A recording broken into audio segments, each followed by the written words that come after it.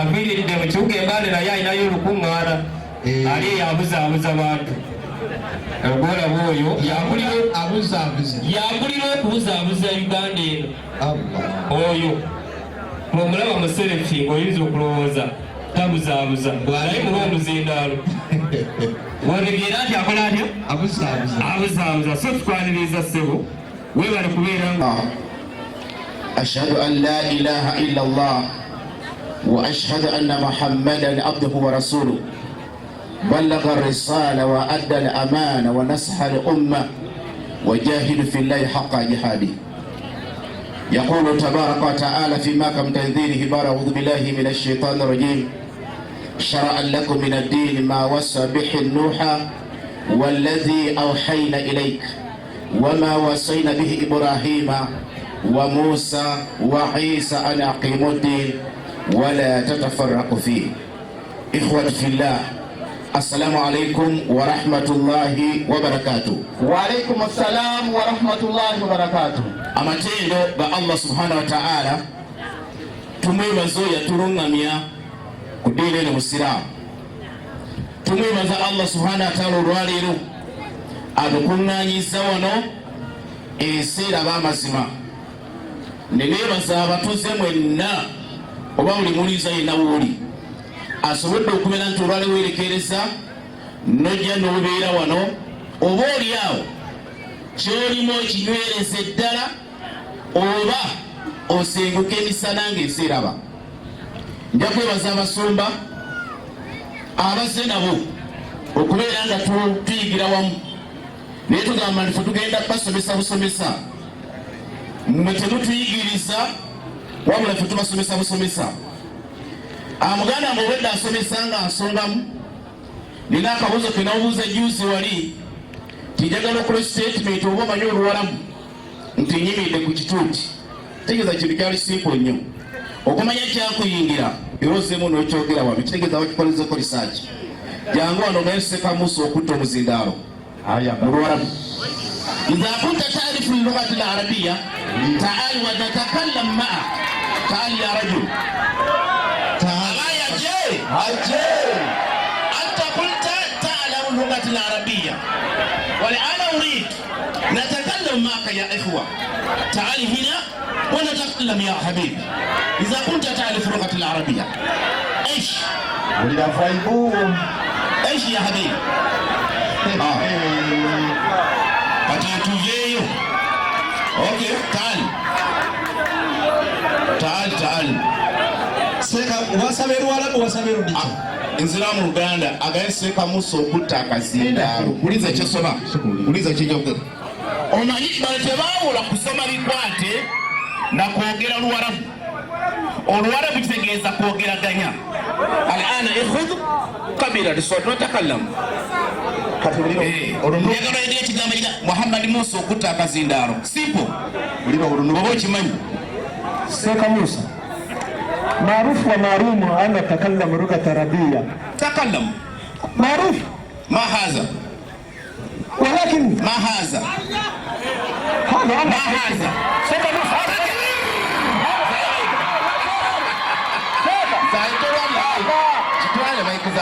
أنا أريد أتكلم عربية مع أنت. أنا أريد ولكن أنا أتكلم ولكن أنا درست في إسرائيل مدرسة. وخرجت من بلد القدوس يا حبيبي. ما هذا؟ ولكن معروف ومعروف. مش هذا. معروف ومعروف. مش هذا. هل أنا قيكم؟ سكت دائما. هل أنا قيكم؟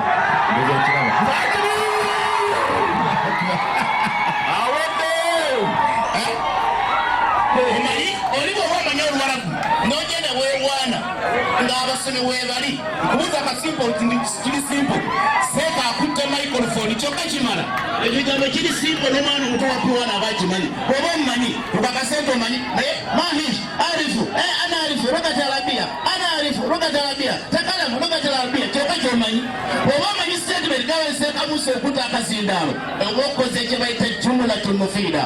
Ya habibi ma maana jumlatun mufida? Hal taarifu jumlatun mufida? Taarif تعال وتكلم اللغة العربية. تعال هات لا بعض. نعم عليك لا تزيو omanyi baganda afu bano bagenda balimba abakristaayo balooza bamanyi naye nga talina luwarabu lwamanyi baddeno wallahi bikwate naye bulina okulusoma. Mwagamba abasiraamu basoma luwarabu lwokka naye kati saino luliku mu lutindo era buli pasta wallahi anoonya kuyiga luwarabu era mujja luyiga kifuba ddembe kuba guno ku mulembe gwa Nabi Muhammadi sallallahu alaihi wasallam. Olwarabu basoma busomi, olwarabu balusoma busomi, okitegedde ekyo ekikulu ennyo naye okakasa nti omanyi ate kuwa Qur'ani y'oluwarabu bw'oba amanyi ogisoma oluwarabu ekyo nekiri awo omanyi jangu mubikolere Qur'ani awo jangu olusome Qur'ani ino tulabe abitegeera oba nabyayogera oba nedda kubanga oluwarabu basoma busomi naye oluwarabu lwoli mu Qur'ani osobola lusoma jangu pasta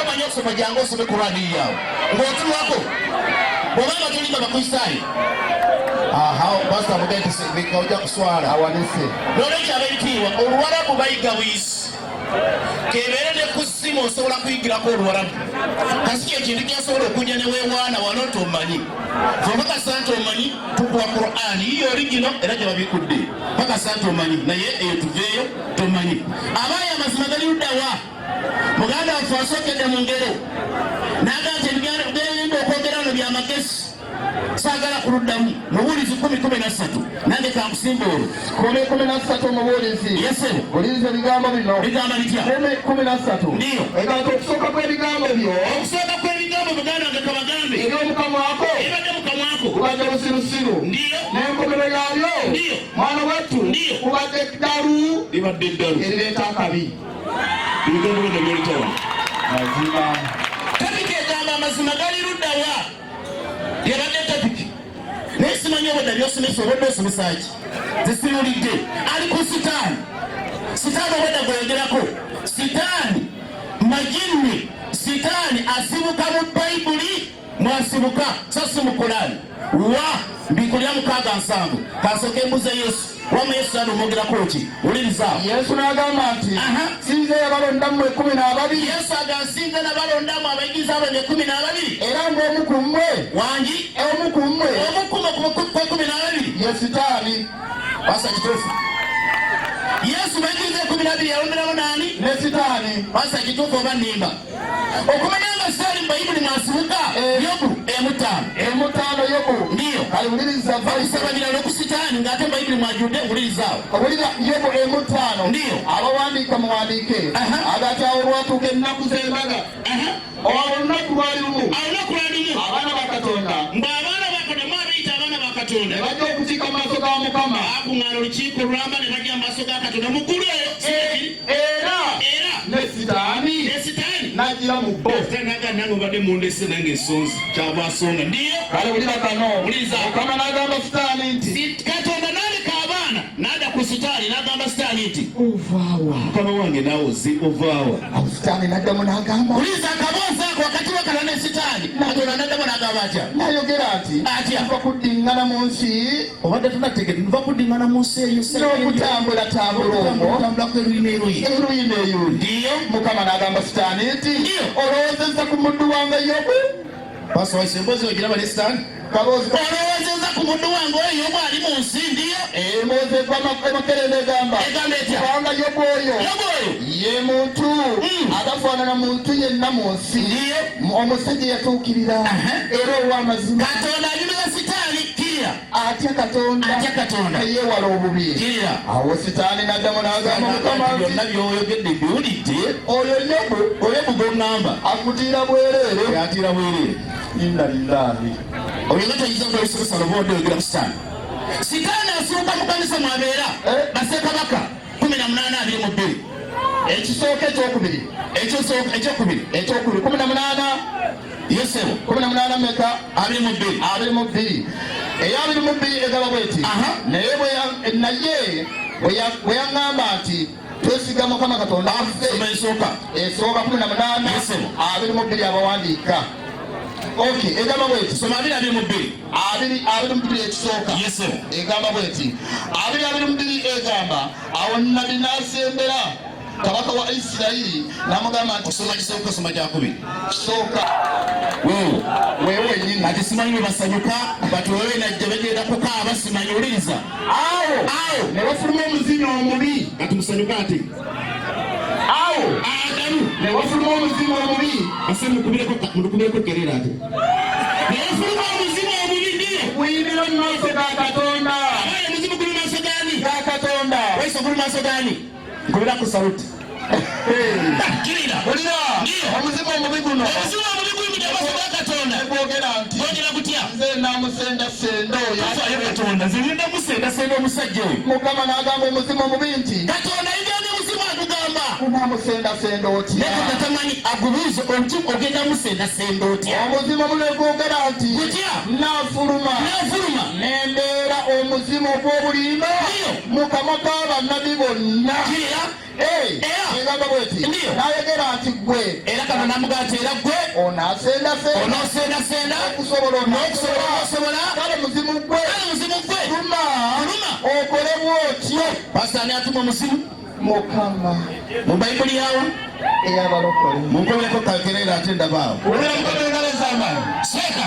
Era tuveeyo. Ndiyo. Muganda waffe kanzire mu Qur'ani ekitiibwa. Mbadde mutesinga sitaani. Nti Qur'ani egamba tubuuze abakristaayo. Wa in shakka mimma anzalna ilayka fas'alu alladhina yaqra'una alkitaba min qablik. Obasomulu warabi sobe batyo. Yesu so bijo wenda nosoma. Qur'ani bw'egamba tubuuze abakristaayo 19:4 engeda etegeza baani. 9:4 egamba bweti. Ndiyo.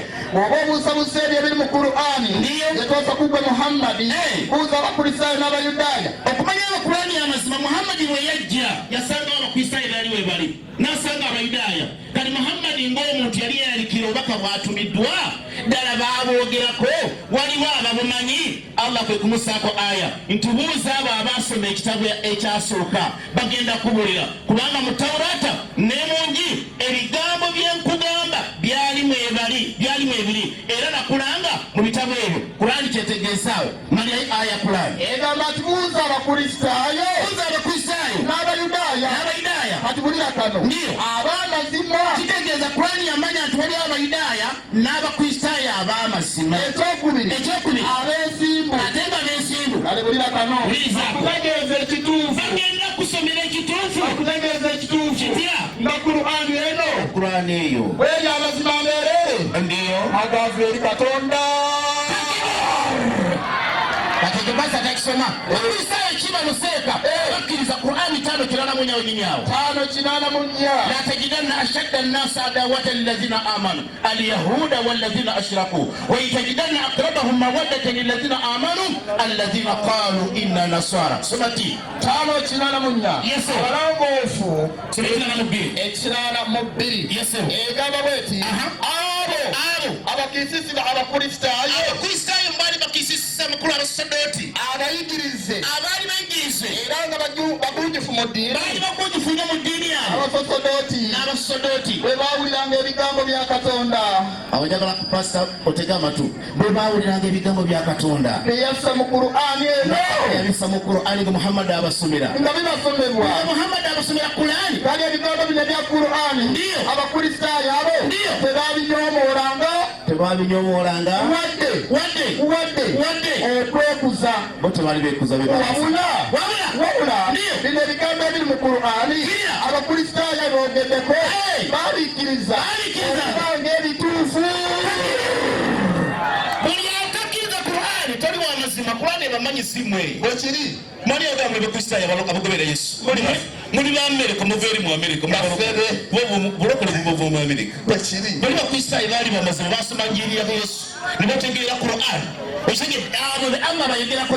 Muganda wange n'agamba nti 14 olunyolo 6 Yesu n'agamba nti nze kuba n'amazima n'obulamu. Ddala Yesu buli abali mu Yesu bali mu mazima. Abapoliisi 15. Ndiyo. Abapoliisi ekisooka. Yes sir. Bayibuli egamba bweti. Uliriza. Kale. Awo gonzaamu. Kale. ndiyo kale ndiyo era n'abo abo abebaka mu Kristo ndiyo abalya Kristo bayimba Kristo abatambula Kristo balya Kristo baka Kristo abo bonna babula. Allahu akbar. Buli ali mu Yesu Bayibuli yamwe gati mwabula Ndiyo baba basokalira buli ali mu Yesu yabula lwaki mwabula ndiyo kubanga mwakyusa amazima ne muteekawo obulimba. Amazima ge galiwa? Amazima ge gali mu Qur'ani. Sekambye kula Qur'ani sura ya 16 ayati 12 16 abawandiika batuuka omu bwangu 16 ndiyo egamba bweti Qur'an al-Karim egamba nti yagisa Qur'ani kul bagambe anzalnahu amba yassa Qur'an omwoyo omutukuvu malayika Jibril nazala bihi ruhu al-Qudus okuva eri Mukama we Jibril yagisanga eva eri Allah ate mu mazima Qur'ani nga y'amazima. Qur'an eno eyo enyweza okukkiriza kwabo. Qur'ani yajja enyweza emitima gy'abakkiriza abo abasiraamu era nga kyakulungamya ekisanyusa abaki abasiraamu. amazima gali mu Qur'ani. Buli anagobera Qur'ani agenda kwesiima. Mu Bayibuli temuli mazima 3:15 nga mpumuzika Yakobo 3:15 Yesebo olugiri luno seekanga ndadduwa ekitiibwa yondala ekitiibwa nga ntuuke omu bwangu ate abaligodinga mu kaligodinge yendadduwa ekitiibwa Yakobo 3:15 luwa ekitiibwa okumenya seeka nduwadde ekitiibwa abagambe oliiso olukwebuzaabuza nyimiridde ndiwa ekitiibwa egamba bweti amagezi gano wangi amagezi gano agali mu Bayibuli ndiyo sigegakka okuva mu ggulu naye wabula amagezi gano agali muno gegakka amagezi gano gegakka nga ga Sitaani. Assalamu alaikum warahmatullahi wabarakatuh. Wa alaikum assalam warahmatullahi wabarakatuh. kale tujja kumwebaza Alhaj Muhammad Musa okuva mu kibuga eky'Embale.